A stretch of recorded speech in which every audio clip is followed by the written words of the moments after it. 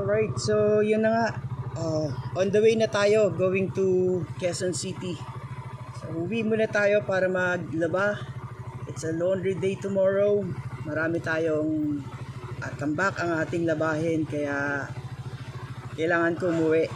At para makakuha na rin ang mga gagamitin kong mga gamit. And of course, hindi mawala ang ating kulambo dahil nga napakadami nga namang lamok kagabi at hindi ako pinatulog. So yan ang hindi natin makakalimutan, ang kulambo. Kaya let's go. Uwi mo tayo. Uwi na tayo. Yan. So shortcut tayo ng Timberland. So first time ko na magbiyahe sa Timberland.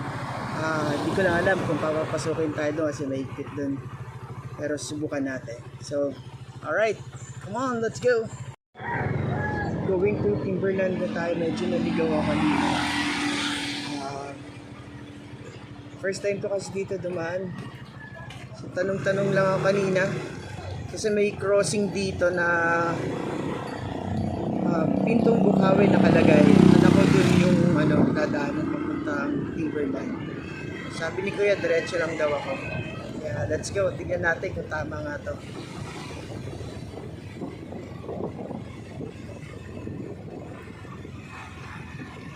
Medyo kumakapal na yung dito, mga medyo malamig-lamig na. Maraming mga pine tree dito.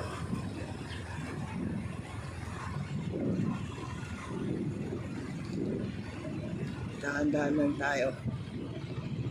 Let's feel the air. Fresh air.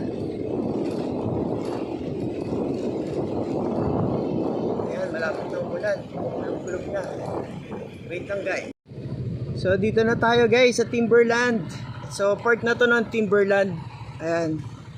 Kaya maganda na yung dito. Mga views.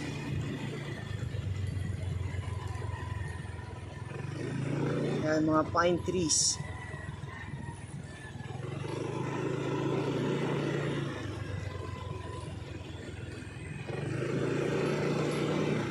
Sana di tayo abutan ng ulan. Medyo kumukulog-kulog na.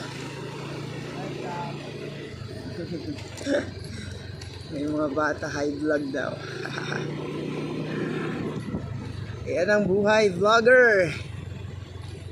Basta maganda ang views, hindi pinapaligtas yan. Para sa ating mga madlang viewers. Yan, mga suki natin yan. Para ma-relax ang ating mga mata.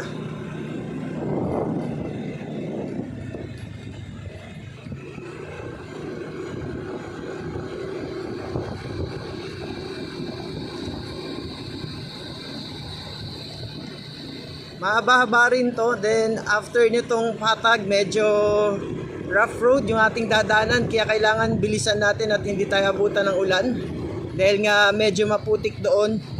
At kawawa naman ang ating motor. Sana naman hindi tayo abutin ng ulan. In Jesus name. Makakarating tayo ng San Mateo. Makakarating tayo sa bahay ng ligtas.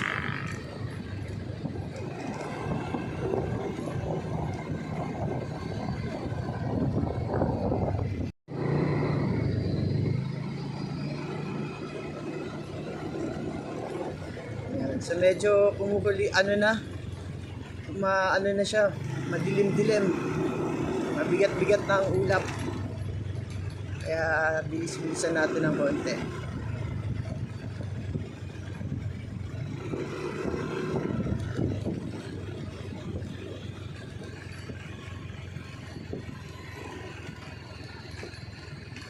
Inabutan tayo ng ulan guys.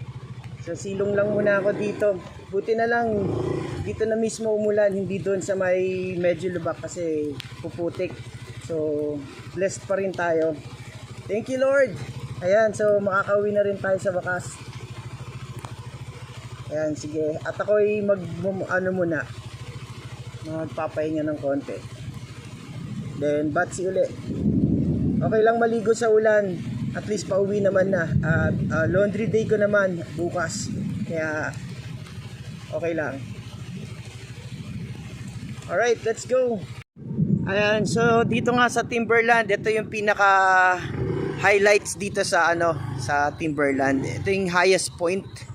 So makikita natin dito yung Ortigas. Ayan, tsaka Makati. Yan yung mga building. Ayan, nagtataasan. Siyempre hindi natin papaligtasin yan. Hindi natin papalagpasin na hindi makawaan. Ito nga, umuusok nga yung dito, yung kalsada, ayan dahil sa sobrang init, tas biglang ulan. Ang weird nga dito kasi pagdating dun sa sa pinaka dulo ng gate, biglang umulan. And then ngayon, wala nang ulan. Buti na lang hindi ako naglagay ng raincoat. Kasi kung naglagay ako ng raincoat, baka ang weirdo, di ba? Naka-raincoat ako tapos hindi pala umuulan dun sa part na yon. So parang dumaan lang yung ulan dito sa Timberland, gawa ng medyo mataas nga dito, so dito talaga yung bagsak ng tubig. Ayan yung Metro Manila. Ayan ang, I think that's Ortigas. Yeah. Or Libis, siguro Libis, I'm not sure. Yan, but that's the highlights dito sa Timberland. Ayan napakaganda tignan Yan, kitang-kita naman yung yung makapal na ulap. Yan, kumikidlat-kidlat pa. Yan, so pababa na tayo. So, kita-kits na lang tayo ulit sa bahay. Alright, let's go! Siyempre, kahit basang-basa na tayo, hindi ko papalagpasin to dahil this is my first time na bumiyahe uli na pumunta rito sa Timberland ng mag-isa. Way back in 2018, dito ako na disgrasya. Ayan. So, bangin yan. Dito ako nag-slide. Nag-bike kami ng pinsan ko rito. So, diyan ako nagpa-slide kasi kung hindi ako magpapa-slide, dito ako tatapon. Diyan sa may bangin. So, sabi ko, mas maganda ng magasgasan or mapilayan kaysa naman goodbye Philippines, goodbye world. Ayan. Kaya diyan. Tapos diyan kami umupo. Diyan ako pinaupo ng pinsan ko. Tapos doon yung mga nag-rescue sa akin. So, yan yung major accident ko. Way back in 2018. Kaya very memorable tong area na to sa akin, itong Timberland. Noong time na yon, bali 5 yung nadisgrasya. Yung iba doon sa sa baba sa Maysiko. Yun yung pinaka-curve ng Timberland. Yun yung pinaka talaga, maraming nadidisgrasya. Kasi sa sobrang pababa and yung curve niya parang alanganin na talaga mag-turn. So talagang tatalsik ka talaga doon. Kaya may net doon. Nilagyan nila ng goma, ng mga gulong. Para if ever may ma-accident, hindi ganun kalaki yung damage. So yan. Share ko lang guys para kahit paano may idea kayo tungkol dyan sa aking major accident. Nasa Concentrix pa ako before. Ayan. Thank you sa manager ko kay Roland Padiernos, ang napaka-supportive, at sa aming DM and sa aming manager si Donabel Andaya. Yeah, thank you so much sa nyo pag-support nyo sa akin before. At sa aking mga teammates, mega loud shoutout kayo. Yan, so uwi na ako. So finally, talagang kinuhaan ko lang